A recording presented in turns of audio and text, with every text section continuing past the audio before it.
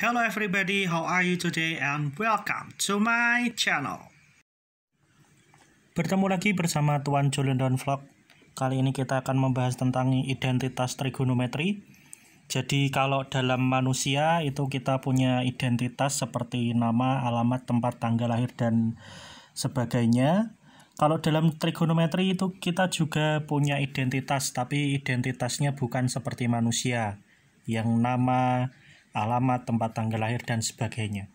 Jadi yang dimaksud identitas trigonometri itu adalah suatu kesamaan trigonometri yang berlaku untuk sembarang sudut yang diberikan. Jadi ada suatu kesamaan, kemudian kesamaan itu ketika dibuktikan ternyata berlaku untuk sembarang sudut, bahkan semua sudut yang diberikan gitu. Nah, identitas trigonometri pada dasarnya ada 3 macam. Yang pertama adalah berkebalikan. Nah, kemudian yang kedua adalah perbandingan. Kemudian yang ketiga adalah identitas dalam operasi jumlah, tapi tidak saya tuliskan, nanti akan saya jelaskan langsung. Nah, kita langsung menuju identitas yang pertama, yaitu berkebalikan. Jadi dalam suatu trigonometri ini punya kebalikan, yang mana sin A ini adalah 1 per kosekan A.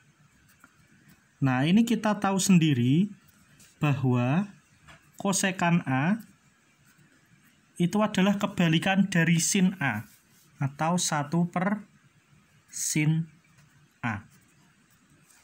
Kemudian ada lagi yang kedua adalah cos A, yang mana cos A ini adalah kebalikan dari sekan A. Nah, sehingga sekan A itu merupakan kebalikan dari cos A. Kemudian yang ketiga ada tangen A, yang mana tangen A ini adalah kebalikan dari kotangen A. Jika dan hanya jika kotangen A ini adalah kebalikan dari tangen A. Itu adalah identitas trigonometri yang pertama, yaitu berkebalikan. Kemudian identitas trigonometri yang kedua yaitu perbandingan. Nah, untuk perbandingan ini didapatkan dari tangen A ini didapatkan dari sin A per cos A. Nah, ternyata tangen A itu adalah perbandingan antara sin dan cos. Nah, kemudian ada lagi kebalikan dari tangen A adalah kotangen A, yang mana ini didapatkan dari cos A per sin A. Nah, yang ketiga ada identitas dalam operasi jumlah. Nah, jadi dalam operasi jumlah ini dasarnya ada 3. Dasar yang pertama adalah ketika ada sin kuadrat A plus cos kuadrat A sama dengan 1, ini bisa menghasilkan identitas yang lain. Nah, identitas yang dimaksud adalah cos kuadrat A sama dengan 1 min sin kuadrat A. Ini ketika sin kuadrat A kita pindah ruas. Kemudian identitas yang selanjutnya adalah sin kuadrat A ini didapatkan dari 1 min cos kuadrat A. Jadi sama ketika cos kuadrat A-nya dipindah ruas. Sama seperti penjumlahan dan pengurangan pada umumnya. Kemudian dasar operasi jumlah yang kedua adalah kotangen kuadrat A ditambah 1 itu sama dengan kosekan kuadrat A.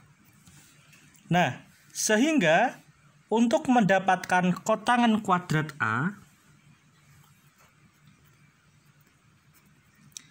ini didapatkan dari kosekan kuadrat A dikurangi 1. Dan juga untuk mendapatkan 1 didapat dari kosekan kuadrat A dikurangi kotangen kuadrat A. Nah, dasar operasi jumlah yang ketiga adalah tangen kuadrat A plus 1 ini adalah sekan kuadrat A. Nah, sehingga identitas yang dapat dihasilkan dari dasar ini adalah ketika kita ingin mencari tangen kuadrat A, itu didapatkan dari sekan kuadrat A min 1. Kemudian untuk menghasilkan 1 didapat dari sekan kuadrat A min tangen kuadrat A. Belajar matematika mudah bersama Tuan Jolendon Vlog.